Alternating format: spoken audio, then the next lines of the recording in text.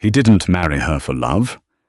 He married her because her brother died, bleeding out in his arms on a muddy battlefield, extracting a final, desperate promise. Harriet was 28, entirely penniless, and weeks away from the dreary, humiliating life of a paid companion. Sebastian was a duke who hadn't felt a single human emotion in 3 years. It was supposed to be a transaction, a roof in exchange for a cleared conscience. But guilt is a terrible foundation for a marriage, and proximity is a dangerous thing. The smell of boiled cabbage and damp wool was suffocating. Harriet Cavendish stood in the centre of the cramped London sitting room, a stack of worn woolen shirts in her arms, Edward's shirts. She pressed her face into the fabric. They didn't smell like him anymore. They just smelled like the cheap lye soap the landlady used. Edward was dead. The phrase still felt like a stone she had to swallow every morning. He had been gone for 6 months, cut down at Waterloo, leaving Harriet with nothing but a folded flag, a rusted pocket watch, and a mountain of boarding-house debt. At 28, Harriet was practically ancient in the eyes of society. She had never possessed the sort of startling beauty that made men overlook a lack of dowry. Her hair was a sensible dishwater brown. Her jaw was a little too sharp, her eyes a little too assessing. She was a spinster. The word didn't sting anymore.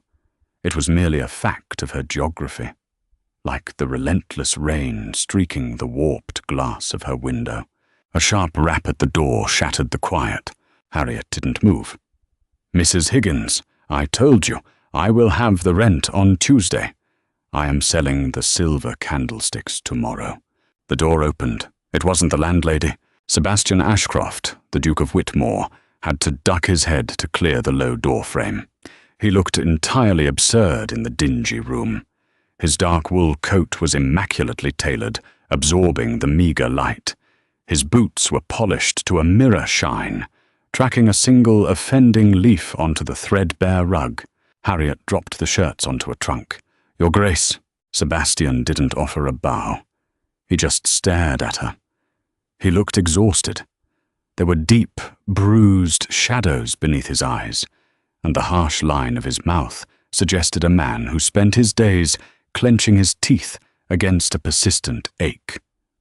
He was Edward's commanding officer, Edward's best friend, and, according to the letters Edward used to send, the man who had held him as he took his last breath. "Miss Cavendish." His voice was gravel, low and scraped raw. "Pack your things." Harriet blinked. "I beg your pardon? Your lease here is terminated. The arrears have been paid. My carriage is waiting downstairs. You will come with me to Whitmore House." She let out a dry, incredulous laugh. She crossed her arms, anchoring her feet to the floorboards. "I most certainly will not. I appreciate your charity, Your Grace, but I do not require a guardian. I have secured a position in Bath as a companion to an elderly dowager. I leave next week."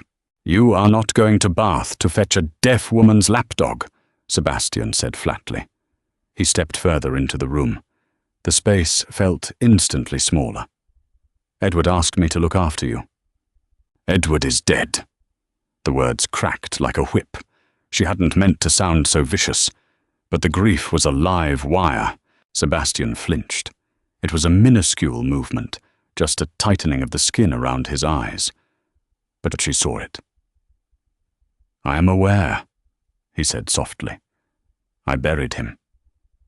But before he closed his eyes, I gave him my word. I told him you would never want for anything. I don't want for anything now. I have a plan. A plan to live in servitude." Sebastian closed the distance between them. He smelled of rain, expensive leather, and something metallic.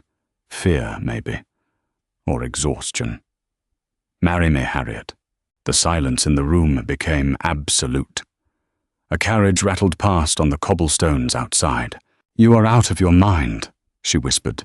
"I am remarkably lucid." He didn't drop his gaze. I need a wife. The peerage demands an heir, and my aunts are circling like vultures, waving debutantes in my face at every turn. I have no interest in courtship. I have no interest in love. I want a quiet life. You need a home, financial security, and protection from a world that is exceptionally cruel to unmarried women without means. It was the most unromantic proposal in the history of England. Harriet respected him for it. A transaction, she said. A partnership. I am not a beauty, Your Grace, nor am I docile. If you want a quiet life, you are knocking on the wrong door. I don't want a porcelain doll, Sebastian countered, his voice losing a fraction of its iron control. I want Edward's sister. I want to know that I kept the only promise that matters to me anymore. Harriet looked at him. Really looked at him. She saw the guilt eating him alive. He wasn't offering her a rescue, he was offering himself a penance. He wanted to shackle himself to a plain, impoverished spinster because he felt he didn't deserve happiness after Edward died. She was to be his living hair shirt. Pride told her to point him to the door.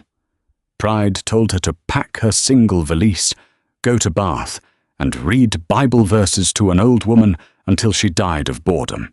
But Harriet was cold. She was so terribly, bone-deep cold, and she had been hungry for 3 days. She looked at the peeling wallpaper. She looked at the Duke's heavy wool coat. I will not be a ghost in your house, she said quietly. You will be the Duchess of Whitmore, he replied. You will answer to no one. She held his gaze for a long moment. She didn't offer her hand. She didn't smile. Fine. Give me 5 minutes to pack. They were married 3 days later, in a cavernous, empty church in Mayfair. The vicar rushed through the liturgy, clearly offended by the lack of flowers, music, and guests. Harriet wore a dark blue travelling gown, the nicest thing she owned, though the hem was frayed. Sebastian wore stark black. He looked less like a groom, and more like a man facing a firing squad. When he slid the heavy gold band onto her finger, his skin was ice cold. He didn't kiss her.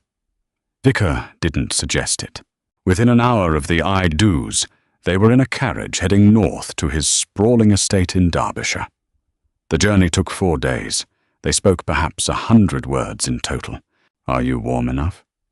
Yes, thank you. We will stop at the next inn for dinner. Very well. It was excruciating. Harriet spent the hours staring out the window at the passing countryside, watching the green hills blur into grey rain. She felt entirely unmoored. Harriet Cavendish, the pragmatic spinster, had vanished into the ether, replaced by her Grace, the Duchess of Whitmore. A title that felt as heavy and unwieldy as a stolen crown. When they finally turned onto the miles-long gravel drive of Ashcroft Hall, Harriet felt a heavy weight drop into her stomach. The house was not a home, it was a fortress. Vast, imposing, built of dark, weathered stone that seemed to drink the meager afternoon light. Dozens of windows stared out like empty eyes. As the carriage pulled to a halt, a small army of servants filed out the grand double doors, lining up with military precision. Sebastian stepped out first, offering her his hand. She took it. His grip was firm, impersonal. "Welcome to Ashcroft Hall," he said, his voice flat. He led her up the stone steps. The housekeeper, a severe woman with a ring of heavy iron keys at her waist, curtsied deeply. "Your Grace. Welcome home. And welcome, Your Grace." The woman's eyes darted over Harriet's plain blue dress, taking in the lack of a maid, the single scuffed trunk the footman was hauling from the boot. Harriet lifted her chin. She knew what they saw. A charity case. A bizarre misstep by their stoic master. "Show my wife to her chambers," Sebastian ordered, not looking at Harriet. "I will be in my study. I'm not to be disturbed." Without another word, he turned and walked down a long, echoing corridor. The sound of his boots on the marble floor faded into the shadows. Harriet was led up a sweeping, grand staircase to the Duchess's suite. The rooms were staggering. High ceilings plastered with intricate gold leaf, walls lined in pale green silk, a fireplace large enough to roast a pig, and a bed draped in heavy velvet. It was beautiful. It was terrifying. She stood in the center of the vast carpet, clutching her small reticule. The silence of the house pressed against her eardrums. She had traded the noisy, cramped poverty of London for an absolute, gilded isolation.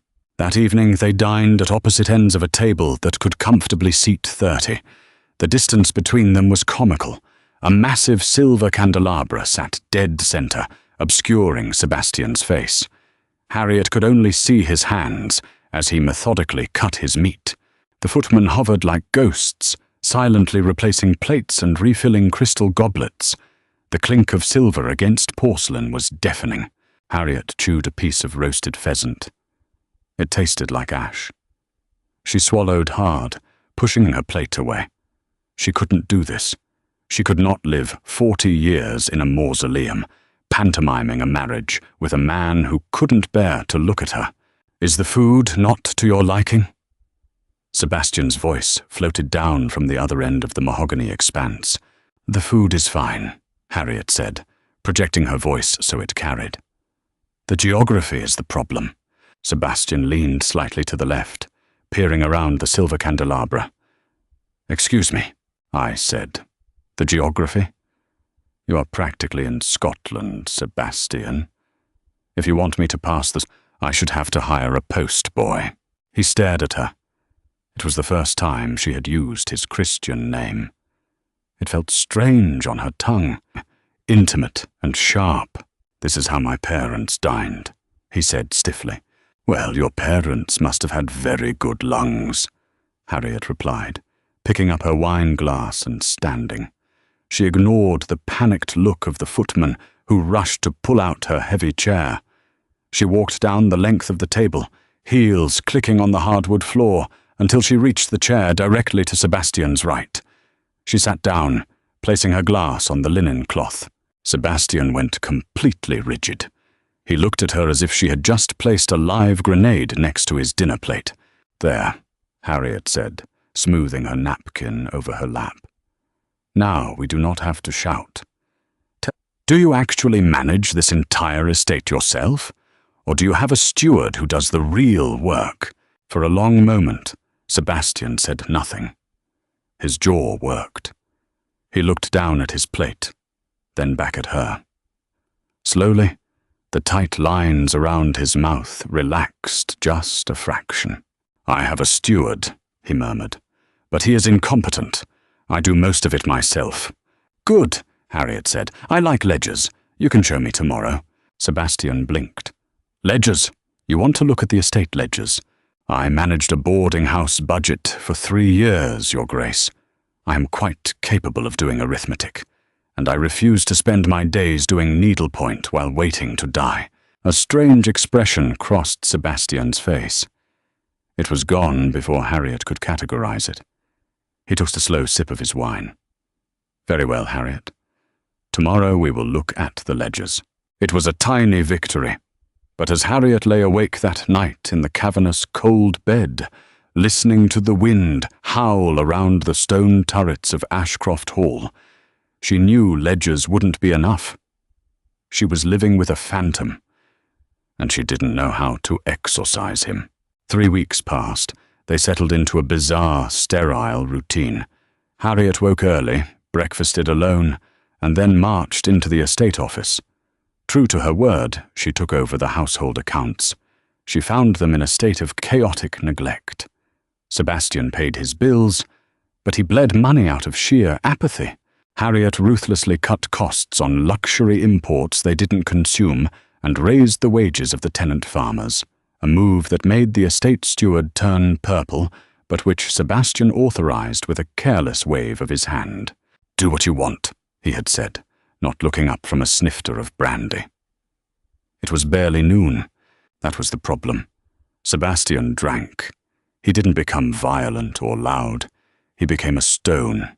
He drank to numb the edges, pouring dark amber liquid into his glass in the library, staring into the hearth fire for hours on end. Harriet tried to ignore it. She told herself it wasn't her business. Their arrangement was financial. She had a warm bed, excellent food, and purpose in managing the house. She had no right to demand his emotional sobriety. But Edward's ghost was a heavy third occupant in the house. It came to a head on a rainy Tuesday afternoon. Harriet was in the library, hunting for a specific book on crop rotation. The room was dark, smelling intensely of old paper, leather, and stale alcohol. She found Sebastian sitting in a wingback chair by the unlit fireplace. He was asleep, his head resting against the high back of the chair. A half-empty decanter of whiskey sat on the table beside him. In his lap, loosely gripped in one hand, was a small, familiar, wooden box. Harriet stopped breathing. It was Edward's cigar box, the one he used to keep his letters in. Drawn by an invisible string, Harriet stepped closer. Sebastian looked younger in sleep, the harsh, cynical lines of his waking face smoothed out. But even unconscious, he looked troubled. His brow was furrowed, his breathing shallow and rapid. Harriet looked down at the box. The lid was open. Inside were a stack of letters. She recognized her own handwriting on some, Edward's frantic, scrawling script on others. She reached out, intending only to close the lid. Sebastian's hand snapped out like a viper. He gripped her wrist. "Hard," Harriet gasped, her heart leaping into her throat. Sebastian's eyes flew open. They were wild, unfocused, dark with some ancient terror. He stared at her, but he wasn't seeing her. He was seeing smoke and blood. "Don't," he rasped, his voice ragged. "Don't leave him." "Sebastian," Harriet said clearly, forcing her voice to remain steady despite the bruising grip on her arm. "It is Harriet. You are in Derbyshire. You are home." He blinked. Once. Twice. The wildness slowly drained from his eyes, replaced by a sudden, sharp realization. He looked at his hand wrapped around her wrist, and he let go, as if her skin burned him. He scrambled back in the chair, running a trembling hand over his face. "God, I apologize. I was dreaming." Harriet rubbed her wrist. It throbbed, but she didn't step back. She looked at the wooden box. "You read his letters?" Sebastian wouldn't look at her. He stared at the floorboards. "Sometimes." "Why?" "Because it is all I have left of him." "It's not all you have left," Harriet said softly. "You have me." Sebastian let out a harsh, bitter laugh. He finally looked up, and the self-loathing in his eyes was staggering. "Yes, I have you. The living reminder of my failure. Every time I look at you across that dining table, Harriet, I see his eyes. I see the sister he begged me to protect, while he bled out in the mud." The words hit her like a physical blow. She had known it, of course. She had known she was a penance. But hearing it spoken aloud stripped away the thin veneer of civility they had built. Anger, hot and sudden, flared in Harriet's chest. She was done being accommodating. She was done being the good, quiet spinster. "How dare you?" she whispered. Sebastian stiffened. "Harriet, no, how dare you?" She took a step toward him, her hands balling into fists at her sides. "Do you think you have a monopoly on grief? Do you think you are the only one who lost him? I was his commander. It was my job to bring him home." "He was my brother." Harriet's voice cracked, echoing loudly in the cavernous library. "He was my brother. He was the only family I had left in this miserable world. He was my whole life. You lost a friend and a soldier. I lost my future." Sebastian stared at her, stunned into silence. Harriet was breathing heavily, tears finally pricking the corners of her eyes, but she refused to let them fall. I did not agree to this marriage to be your daily flagellation, she snapped, stepping closer, forcing him to look at her. Really look at her. I am not a ghost, Sebastian. I am a living, breathing woman. I am sitting at your table. I am fixing your ruined ledgers. I am trying to make a life in this tomb you call a home. She pointed a shaking finger at the wooden box. You want to drown yourself in whiskey and guilt? Fine. Drink yourself into an early grave. But do not use my brother's memory as your excuse. Edward loved life. He would despise what you are doing to yourself, and he would despise how you are treating me. Sebastian's face was ashen. He opened his mouth, but nothing came out. Harriet turned on her heel. Keep the letters, she threw over her shoulder. They are dead paper. I am going for a walk. She stormed out of the library, the heavy oak door slamming shut behind her with a finality that rattled the windows. Left alone in the quiet, smelling of dust and whiskey, Sebastian looked down at his trembling hands. For the first time in 3 years, the fog of his grief had parted, pierced by a very sharp, very real anger from a woman he had assumed would just quietly fade into his wallpaper. He looked at the empty doorway. His chest felt strangely tight. Not with guilt this time, but with something alarmingly like awe. Harriet expected the carriage to be waiting for her the next morning. She had yelled at a duke. She had desecrated the sacred shrine of his grief. By all the laws of their unbalanced transactional marriage, she expected to be banished to a remote dower house on the Scottish border. Instead, when she descended the grand staircase at 8 o'clock, she found Sebastian standing in the foyer. He was not holding a snifter of brandy. He was wearing riding leathers, a heavy wool coat, and boots caked in fresh mud. The shadows under his eyes were still there, stark against his pale skin, but his jaw was not locked in its usual rigid line. He looked at her as she reached the bottom step. "The Westfields are failing," he said. It was not a greeting. It was a statement of fact. Harriet paused, her hand resting on the carved mahogany banister. "I noticed that in the ledgers. The yield has dropped by 30% over the last 2 years. My steward blames the soil. The tenants blame the steward. I am going to ride out and look at the drainage trenches."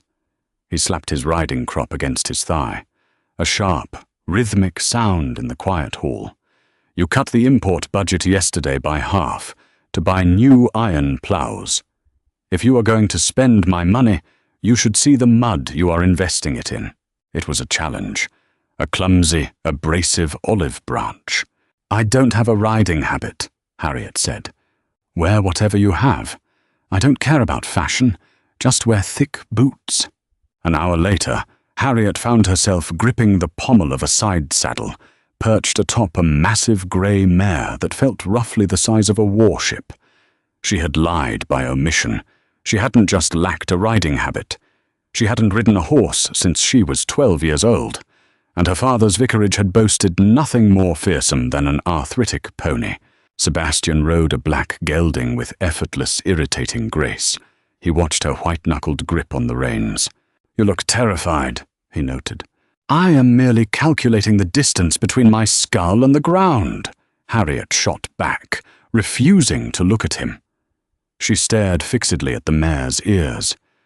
"If I fall and die, Sebastian, you will have to find another spinster to balance your ledgers." A strange sound emanated from Sebastian's throat. A harsh, choking noise. It took Harriet a full 3 seconds to realize it was a laugh. It was a rusty, unused sound, startled out of him before he could suppress it. She turned her head, surprised. For a fraction of a second, the heavy, suffocating mantle of the Duke of Whitmore vanished, and she saw the man her brother had described in his letters. The sharp-witted, cynical captain who could find grim humor in the bleakest of situations. Sebastian cleared his throat, his expression instantly shuddering. "Keep your heels down, and let the reins go slack. She knows the way. They rode for 2 hours under a gunmetal sky. The Derbyshire wind was vicious, biting through Harriet's wool cloak and stinging her cheeks. They surveyed the flooded trenches of the West Fields. Harriet listened as Sebastian ruthlessly interrogated a terrified tenant farmer, his questions precise, demanding, but devoid of the cruel arrogance she had expected from a peer of the realm. He didn't care about deference. He cared about the water table. As they turned back toward the estate, a sudden, violent downpour broke over the hills. The rain was freezing, coming down in sheets that instantly soaked through Harriet's thin gown where the cloak parted. Her mare spooked at a crack of thunder, dancing sideways into the slick mud. Harriet had lost her stirrup. She slid, crying out as gravity dragged her toward the ground. She didn't hit the mud. Sebastian had spurred his gelding forward, his arm shooting out. He caught her by the waist, his grip like a vice, hauling her up and half dragging her across the saddle of his own horse before she could fully fall. The breath was knocked out of her. She found herself crushed against his chest, the harsh wool of his coat scratching her cheek, the smell of rain, leather, and horse filling her nose. "Are you hurt?" His voice rumbled deep in his chest, vibrating against her. Harriet gasped for air, her hands clutching at his lapels. "No, no, I am fine. You can let me down." He didn't let her down. He kicked his boot out, catching the trailing reins of her mare, and wrapped his other arm firmly around Harriet's waist, locking her against him. "Do not be a fool," he said roughly, spurring his horse into a canter. "You are freezing. You will ride with me." The ride back was silent, save for the thundering hooves and the driving rain.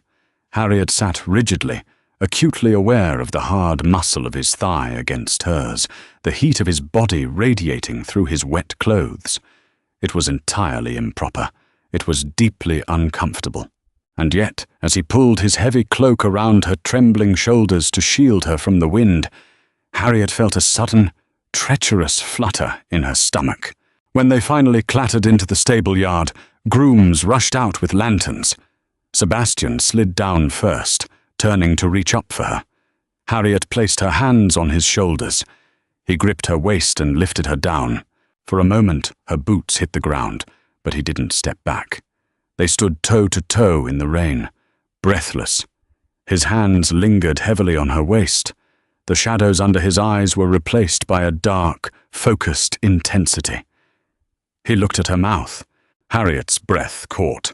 Then the stablemaster cleared his throat loudly. Sebastian dropped his hands as if she had scalded him. He stepped back, the mask of the stoic duke slamming back into place. "Go inside, Harriet. Have Mrs. Higgins draw you a hot bath. I will see you at dinner." He turned and strode away into the driving rain, leaving Harriet standing in the mud, her heart hammering a frantic, confused rhythm against her ribs. The fragile, unspoken truce they had built over the next 2 weeks was shattered by the arrival of a gilded carriage bearing the Ashcroft crest. Harriet was in the library, a ledger balanced on her knees, when the double doors were thrown open. "Sebastian, my poor tragic boy." The voice was shrill enough to curdle milk. Harriet looked up to see a woman in her late 50s bearing down on the room, draped in layers of violet silk and smelling aggressively of lavender water. Trailing behind her was a young man with a weak chin and an impeccably tied cravat. Sebastian, who had been standing by the window reviewing a surveyor's map, went perfectly still. Aunt Josephine, Lady Josephine Ashcroft, did not wait for an invitation. She swept into the room, pulling Sebastian into a brief, theatrical embrace. "We came as soon as we heard the scandalous news. Married, in secret, without a single word to your family." She stepped back, pressing a lace handkerchief to her chest. "And to a... well, where is she? Where is the little London charity case?" Harriet stood up. The heavy ledger hit the floor with a resounding thud. Lady Josephine pivoted, her eyes narrowing as they swept over Harriet. She took in Harriet's sensible grey day dress, the lack of jewels, the simple twist of her brown hair. The older woman's lip curled in a barely concealed sneer. "Oh," Josephine said. It was a single syllable, dripping with venom. "You must be Edward's sister, the spinster." "Harriet," Harriet corrected evenly, refusing to break eye contact. "I am Harriet, the Duchess of Whitmore." Josephine let out a trilling, condescending laugh. "Yes, well, titles can be bought and sold, but breeding always tells, doesn't it? This is my nephew, Simon. He is next in line for the dukedom, should Sebastian's condition persist." It was a blatant insult, an insinuation about Sebastian's mental state and his ability to sire an heir. Harriet felt a spike of hot fury, not for herself, but for the man standing rigidly by the window. She opened her mouth to eviscerate the woman, but Sebastian moved first. He crossed the room in 3 long strides. He didn't look at his aunt. He walked directly to Harriet. He stopped beside her, so close that their shoulders brushed. Slowly, deliberately, he placed his large hand on the small of her back. His grip was warm and fiercely protective. "Josephine," Sebastian said. His voice was soft, but it carried the chilling, metallic edge of a drawn blade. "You will address my wife with the respect her title demands. You will not refer to her as a charity case. You will not discuss my private affairs." Josephine's mouth opened and closed like a landed trout. "Sebastian, I only meant—" "I know exactly what you meant," he cut her off, his hand pressing firmer against Harriet's spine. "Harriet is the Duchess of Whitmore. She is the mistress of this house. If her presence offends you, you are welcome to order your carriage brought back around immediately." Silence crashed over the library. Simon took a nervous step backward, suddenly very interested in the pattern of the Persian rug. Harriet looked up at Sebastian. His jaw was clenched, his profile carved from granite. But the hand on her back was a steady, grounding anchor. He was defending her. Openly, aggressively. "We have traveled for 3 days, Josephine finally sputtered, her face flushed with ugly, mottled color. "Surely you are not throwing your own blood out into the rain." "You may stay for dinner," Sebastian said, his tone utterly devoid of warmth. "And then you will leave in the morning. Harriet, my dear, would you be so kind as to ring for tea? My aunt looks fatigued." "My dear," the endearment was forced, a weapon forged for the benefit of his horrific relatives, but it sent a shock wave straight down Harriet's spine. Dinner was a battlefield masquerading as a meal. Josephine, realizing frontal assaults were dangerous, resorted to guerrilla warfare. She talked incessantly about the glittering London season, about the beautiful, wealthy debutantes Sebastian could have married. She pointedly asked Harriet about her father's vicarage, feigning polite horror at the concept of darning one's own stockings. Harriet ate her roasted mutton with methodical precision. She didn't rise to the bait. She answered Josephine's barbs with dry, factual statements that left the older woman flailing for purchase. "And do you play the pianoforte, Your Grace?" Simon asked, attempting to join the fray. "No," Harriet said, taking a sip of wine. "I find it frivolous. I prefer double-entry bookkeeping." Simon looked at her as if she had just confessed to eating children. Through it all, Sebastian sat at the head of the table, his dark eyes locked on Harriet. He didn't drink a drop of whiskey. Every time Josephine tried to corner Harriet, Sebastian neatly intervened, steering the conversation into brutal, impenetrable silence. When the agonizing meal finally ended, Josephine and Simon practically fled to their guest chambers. Harriet stood in the quiet drawing room, staring at the embers in the fireplace. She felt exhausted, hollowed out by the sheer effort of keeping her armor strapped on tight. She heard the heavy tread of boots on the rug behind her. "I apologize," Sebastian said quietly. "My family is a nest of vipers." Harriet didn't turn around. She watched a spark fly up the chimney. "She is right, you know. You could have married an heiress, someone beautiful. Someone who knows how to hold a teacup without looking like she's assessing its auction value. Sebastian stepped closer. The heat of him banked against her back. I didn't want an heiress. You wanted a penance, I remember. I was an idiot, he said softly. Harriet turned, startled by the raw admission. He was standing inches away. The mask was gone. He looked exhausted, yes, but the deadness in his eyes had been burned away by a slow, smouldering heat. He reached out. Not to grab her wrist, not to defend her from his aunt. He reached out and gently brushed a stray lock of hair behind her ear. His fingers lingered on her jawline. His skin was rough, calloused from the reins and the sword, but his touch was agonizingly gentle. You terrified them tonight, he murmured, a faint, genuine smile touching the corners of his mouth. You didn't need my protection at all. You were magnificent. Harriet's throat went tight. She couldn't breathe. She couldn't think. The transactional walls of their marriage were crumbling, and she had no idea how to navigate the rubble. Sebastian, go to sleep, Harriet, he whispered, dropping his hand, though his eyes never left her face, before I forget that I have no right to ask anything else of you. He turned and walked out of the room, leaving Harriet burning in the cold house. The morning after Josephine and Simon's hasty departure, Ashcroft Hall felt entirely different. The oppressive, ghostly silence that usually clung to the stone walls had been replaced by a heavy, crackling tension. It was the atmospheric pressure before a thunderstorm.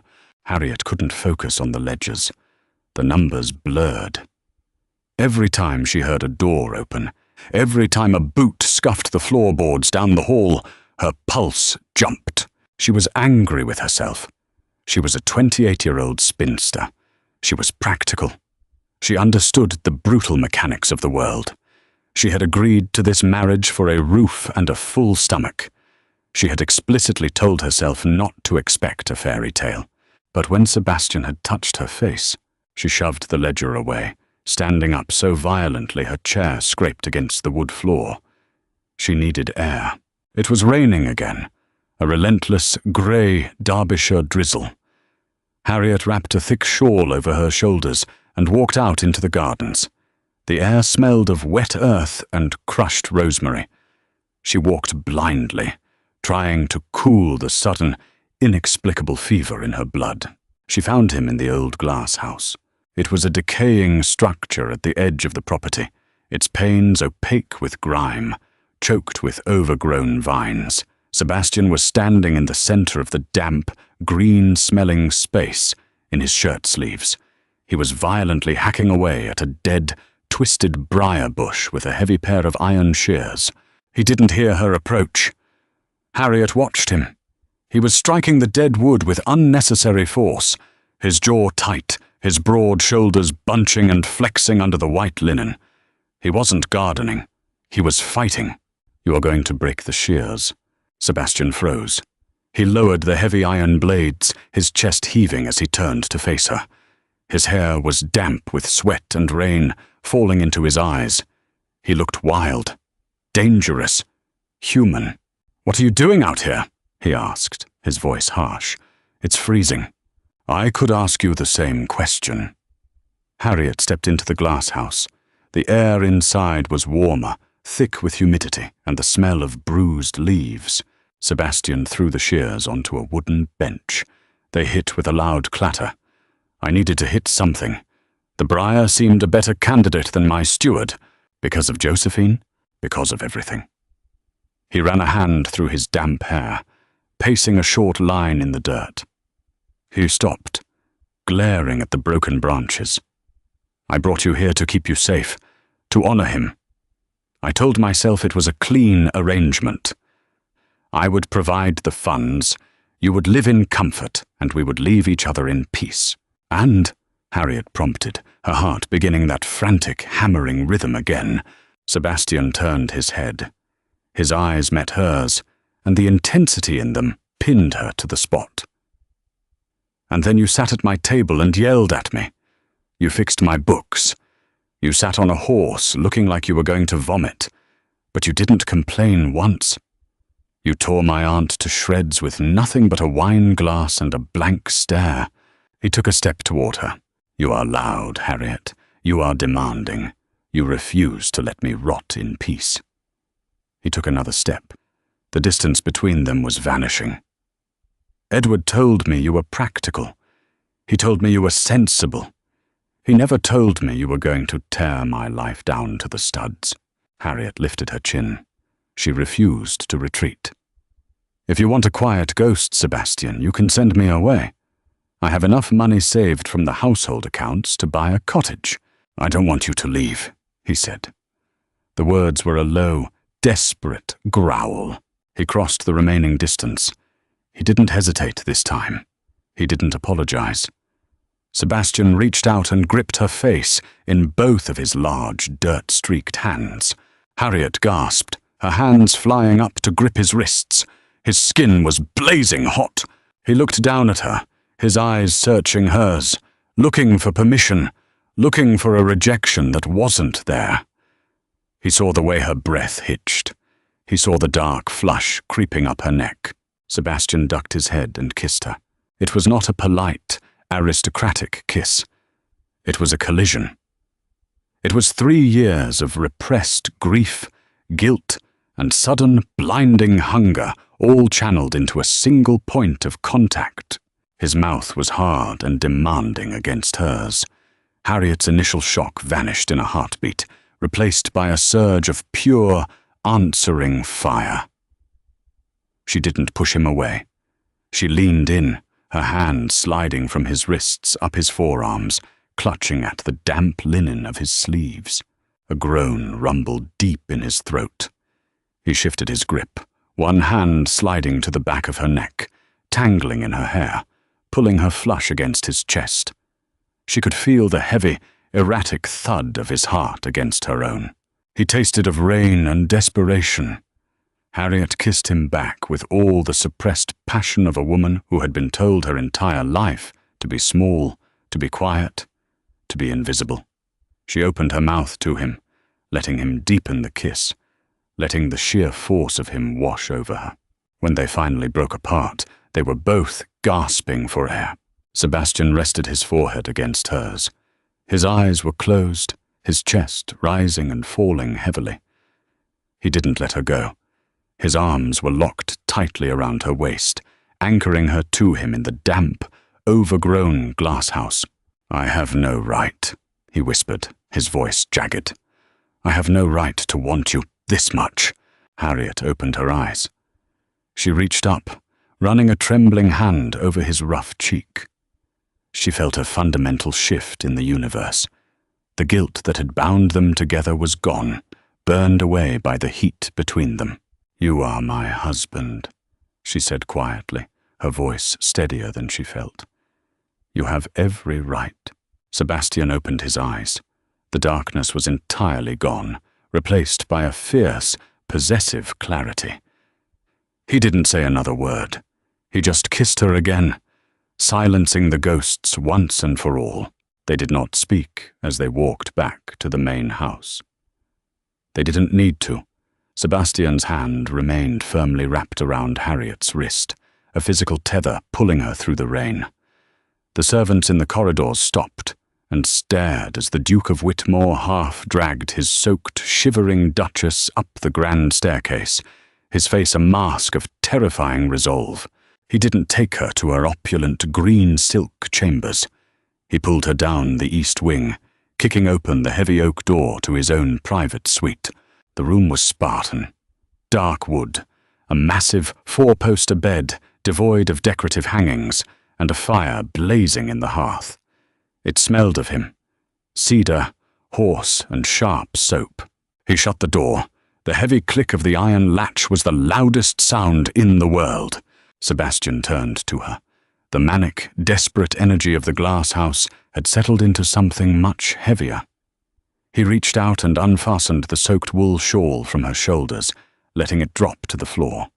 His hands moved to the top button of her ruined day dress. His knuckles were raw, his fingers trembling slightly. "I am terrified," he said. The admission was dragged out of him. his voice barely a rasp. Harriet covered his hands with hers. So am I. It wasn't a fairy tale.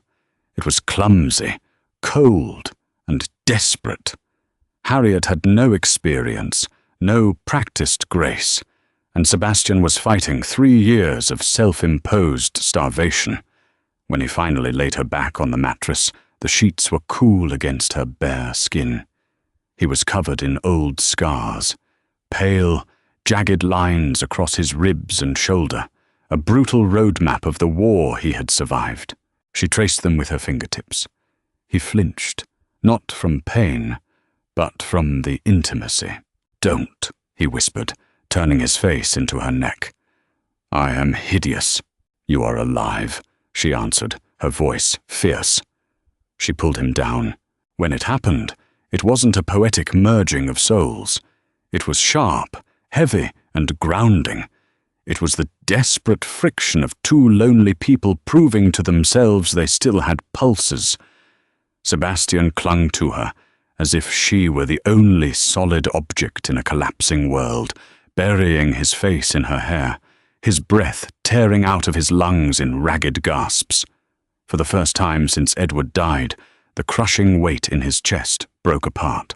But peace is a fragile, fleeting thing. Harriet woke just before dawn. The fire had died down to a dull orange glow. The bed was warm, heavy with the scent of sex and sleep. She reached across the mattress. It was empty. She sat up, pulling the heavy quilt to her chin. The door to his dressing room was open. Sebastian was standing by the window, fully dressed in his riding clothes, staring out at the pitch-black grounds. "Sebastian?" He went rigid. He didn't turn around. "You should go back to your own rooms, Harriet, before the servants are fully awake." The coldness in his voice felt like a physical slap. The fragile, beautiful thing they had built in the dark shattered instantly. Harriet swung her legs over the edge of the bed, her bare feet hitting the freezing floorboards. She grabbed her discarded shawl and wrapped it tightly around her nakedness. "Look at me," she demanded. He turned.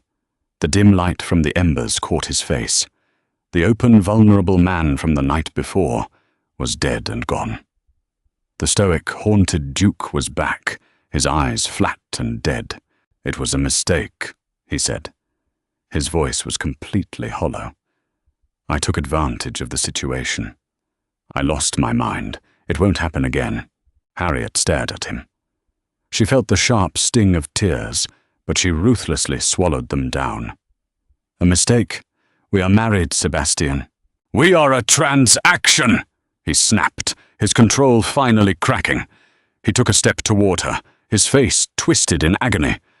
"You are Edward's sister. I promised him I would keep you safe, and instead, I dragged you into my bed like a feral animal. I looked at your face on the pillow, Harriet.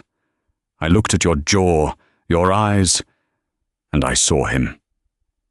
I saw the man who died because I ordered him to hold the line." He turned away, pressing the heels of his hands into his eyes.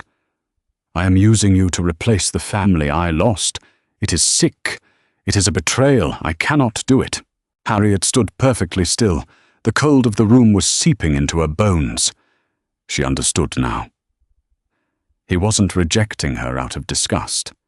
He was rejecting her because he felt he didn't deserve the comfort she provided. The survivor's guilt was a poison, and he was choosing to swallow it rather than let her heal him. "You're a coward," Harriet said quietly. Sebastian's hands dropped. He looked at her, shocked by the venom in her tone. "You would rather live with a ghost than a wife," she continued, her voice gaining strength, echoing in the cavernous room.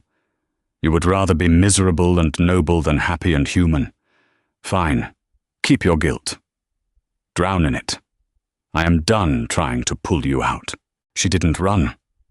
She walked past him, her head held high, despite the fact that she was wearing nothing but a woolen shawl, and left him alone in the dark. Harriet did not cry. She returned to her room, washed in icy water, and put on her stiffest, heaviest bombazine gown. It was black. She pinned her hair back so tightly her scalp ached. She marched down to the dining room at exactly 8 o'clock. Sebastian did not appear. She went to the estate office and spent 3 hours ruthlessly auditing the grain stores. She approved the eviction of a tenant who had been drinking his wages away for 2 years. She felt cold, efficient, and entirely hollow. At noon, a footman nervously informed her that His Grace was in the library and had requested that no one disturb him. Harriet closed the ledger. "Thank you, Thomas." She stood up and walked directly to the library. She didn't knock. She threw the double doors open. Sebastian was sitting behind his massive mahogany desk. The crystal decanter was out. It was already a quarter empty. The wooden cigar box sat open in front of him. He looked up, his eyes bloodshot and hostile. "I said I was not to be disturbed. I am the Duchess. I do not take orders from footmen." Harriet walked across the Persian rug. Her footsteps were heavy, deliberate. She stopped in front of the desk. She looked at the whiskey. She looked at the box. "Get out, Harriet," he warned, his voice low and dangerous. Harriet reached across the desk. She didn't grab the decanter. She grabbed the cigar box. Sebastian leaped up, his chair crashing backward to the floor. "Put that down!" Harriet backed away, holding the box to her chest. "No, we are going to settle this. Right now." "Harriet, I swear to God, if you drop those—" "They are paper, Sebastian. They are dried ink and old paper." She retreated toward the massive stone fireplace. A heavy fire was roaring on the grate, fighting the damp Derbyshire chill. "Edward is dead. He has been dead for a year. He is rotting in the ground in Belgium." Sebastian flinched violently, as if she had struck him with a whip. He came around the desk, his hands out, his eyes panicked. "Stop it. Give them to me." "Why? So you can read them again? So you can remind yourself of exactly what he sounded like? Tell me, Sebastian, what does this letter say?" She pulled a folded parchment from the top of the pile. It was stained with mud and something dark and brown. Blood. "Don't read it!" he begged. The anger was gone, replaced by a naked, horrifying vulnerability. He stopped 10 feet from her, trembling. Harriet unfolded the stiff paper. Her hands shook, but her voice was a whip crack in the quiet room. "Sebastian, if I do not make it through tomorrow, do not let my sister go to the poorhouse. Harriet is too smart for her own good, and too proud to ask for help. Give her an allowance, and for God's sake, do not spend the rest of your life brooding. Drink a pint for me, marry someone who makes you laugh, and live long enough to get fat and boring." Harriet stopped. The silence in the library was absolute, broken only by the crackle of the fire. She looked up. Sebastian was staring at her, tears finally spilling over his lower lashes, cutting clean tracks through the dust and exhaustion on his face. He wasn't a duke. He was just a broken soldier. "He told you to live," Harriet whispered. "He told you to live, and you came home and built a tomb for the both of you." "I am the one who ordered him forward," Sebastian choked out, his voice shattering. "He told me the line wouldn't hold. I told him to hold it anyway. He died following my order. How am I supposed to live with that?" "By living!" Harriet screamed, the raw emotion finally tearing out of her throat. "By surviving! You think you are honoring him by starving yourself to death in this house? You think he wants you miserable. He loved you. You were his brother." She looked at the letter in her hand. She looked at the fire. "Harriet, please." "He's dead," Harriet said softly. "But we are not." She tossed the letter into the flames. "No!" Sebastian lunged forward. Harriet grabbed his shoulders, throwing her entire body weight against his chest, stopping him from reaching into the grate. He crashed into her, and they both went down hard on the edge of the hearth rug. Sebastian scrambled, his eyes locked on the fire, but it was too late. The dry parchment caught instantly, curling into black ash. He stopped fighting, He collapsed against Harriet, his broad shoulders shaking violently. A terrible, agonizing sob ripped out of his chest. It was the sound of a dam breaking, of 3 years of suffocating guilt finally finding the air. Harriet didn't say a word. She wrapped her arms tightly around him, pulling his heavy head into her shoulder. She buried her face in his hair and held him while he cried for the boy left in the mud. She held him as the rest of the letters burned, turning from ghosts into smoke and disappearing up the chimney. They sat on the floor for a long time. The fire died down to embers. When Sebastian finally lifted his head, his eyes were red and swollen, his face exhausted. But the frantic, haunted energy that had plagued him since the day he walked into her boarding house was gone. He looked drained. He looked clear. He looked at the empty cigar box, spilled on the rug. Then he looked at Harriet. "I have nothing left of him," he whispered. Harriet touched his cheek, her thumb wiping away a smudge of soot. "You have his memory. That doesn't belong in a box, and you have me." Sebastian let out a long, shuddering breath. He leaned into her hand, closing his eyes. "I'm sorry. I'm so sorry." "I know." Harriet kissed his forehead. "Now, help me up. The floor is ruining my dress, and I need a glass of wine." 6 weeks later, the spring thaw hit Derbyshire with a vengeance. The relentless grey skies finally broke, revealing a brilliant, sharp blue. The mud remained, but the air smelled of green shoots and wet stone. Harriet stood in the stable yard, the hem of her dark blue walking dress already ruined by the muck. She held a clipboard, severely checking off items as a trio of exhausted dray horses were unhitched from a massive wagon. 4 iron ploughs, she muttered, tapping her pencil against the paper. 6 barrels of seed, and they forgot the new harnesses. I'm going to write a very strongly worded letter to the smith in Sheffield. "I pity the smith," a voice drawled from behind her. Harriet turned. Sebastian was leaning against the stable doorframe. He wore his heavy work clothes, his boots caked in mud, a smudge of grease across his jaw. He looked healthier. The bruising shadows under his eyes had faded, and he had put on enough weight that his coat no longer hung on him like a shroud. He pushed off the doorframe and walked toward her, stepping effortlessly through the mud. "The West Fields are draining," he announced, stopping in front of her. "The new trenches are holding. We might actually have a harvest this year that doesn't rot on the stalk. It's a miracle what adequate funding and a competent manager can achieve," Harriet said dryly, not looking up from her list. Sebastian reached out and plucked the pencil from her fingers. Harriet scowled. "I was using that." "You are always using that." He tossed the pencil onto the wagon bed. He looked down at her. There was a quiet, steady heat in his eyes that made Harriet's breath catch in her throat, just as it had every day for the last 6 weeks. Since the fire in the library, they had not spoken of Edward. They hadn't needed to. The ghost had been exorcised. They had returned to Sebastian's bedroom that night, and this time there was no panic in the morning. There was only a slow, deliberate rebuilding of a life. Sebastian took the clipboard from her other hand and placed it on the wagon next to the pencil. He took both of her hands in his. "I received a letter from my aunt, Josephine, this morning," he said. Harriet stiffened. "Should I prepare the guest rooms, or just arm the footman?"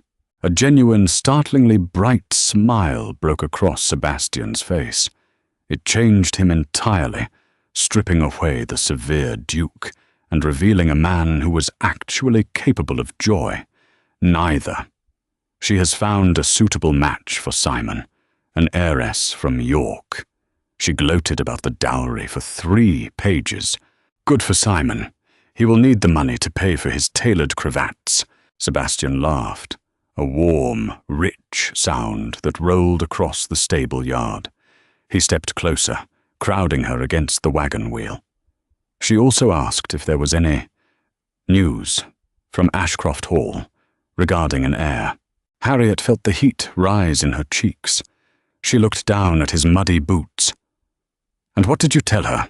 Sebastian released her hands. He reached up, cupping her face, his thumbs stroking the sharp line of her jaw. He forced her to look at him. I haven't written back yet, he said softly. The teasing tone was gone, replaced by absolute sincerity. Because I realized I haven't actually asked you. Harriet blinked. Asked me what? We are already married. I forced you into a transaction, he corrected gently. I bullied you into a carriage and dragged you to a tomb because I was drowning, and I needed an anchor. You saved my life, Harriet. You dragged me out of the dark by my hair. He leaned his forehead against hers. I don't want a transaction anymore. I don't want a debt paid. I want a wife. I want you. He paused, his breath warm against her skin. I love you.